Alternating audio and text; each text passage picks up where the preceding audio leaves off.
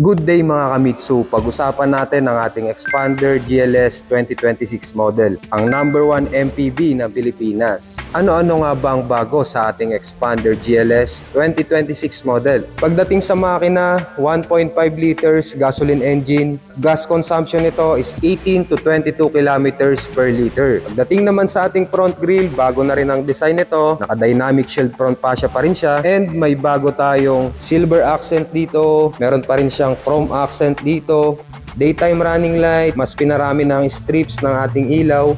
Siyempre, ang ating GLS variant is naka LED headlamp pa rin siya and LED fog lamps. At syempre, nandito rin ang ating 360 camera sa ating front grille. Bago na rin ang ating bumper sa ating harapan. Sound insulated na rin ang ating windshield. Nare-reduce nito ang ingay sa labas ng ating sasakyan. Bago na rin ang design ng ating 17-inch two-tone mag wheels. Side mirror naman natin is nandito ang ating turning signals, 360 camera dito sa ilalim. Side mirror naman natin at ang ating door handle ay naka-body color na din. Ang ating GLS variant ay naka-keyless operating system. Pagdating sa ating door panel, side paddings natin is naka-leather na rin. Meron din tayong armrest dito, leather din siya. Center lock ng door natin. Meron tayong silver accent design dito and chrome accent dito sa handle. Center lock din dito.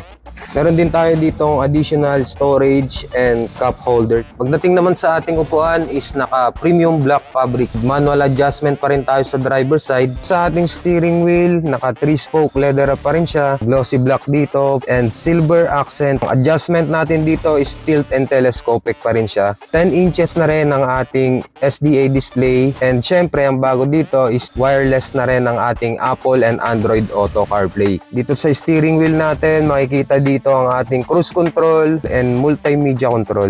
Digital meter cluster natin is 8 inches.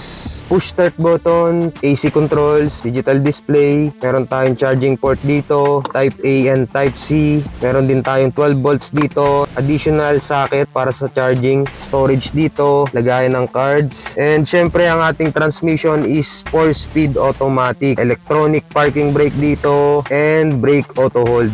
2 cup holders dito. Center console box and armrest. Dito naman tayo sa ating second row. Leather side paddings pa rin tayo. May armrest dito, silver accent dito, chrome accent ng ating handle. And syempre may storage pa rin tayo dito, cup holder. Meron tayong aircon vent pa rin dito sa second row. Type A and Type C na charging port. Meron din tayong armrest dito sa second row and may 2 cup holders. Meron tayong child lock dito for safety ng ating kids. Ground clearance ng ating Xpander is 225 mm.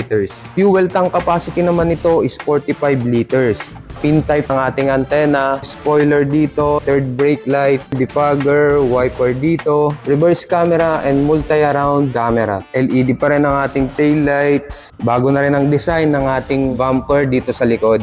Trunk capacity natin is 150 liters. Kapag pinold natin itong third row, 495 liters. At kapag pinold naman natin pati yung ating second row, ang total trunk capacity nito is 1,600 liters. Pagdating naman dito sa passenger side, meron tayong glove box, under seat tray, dashboard natin is naka-leather na rin. Ang ating GLS variant is naka SRS dual airbags. Additional safety features is active view control. Para sa iba pang detalye, bisitahin ang aming showroom dito sa Jabez Motor Corporation, Dasmariñas, Cavite. Maraming salamat. See you again on our next video.